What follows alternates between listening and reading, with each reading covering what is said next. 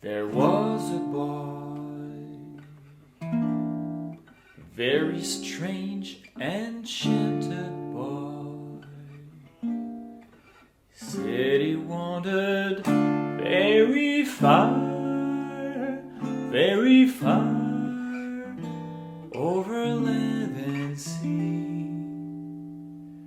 A little shy and sad of eye, but very wise was he.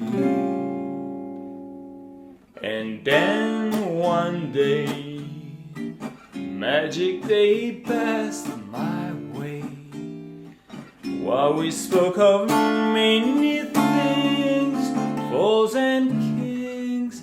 This he said to me: the greatest joy you'll ever learn is just to love and be loved in return.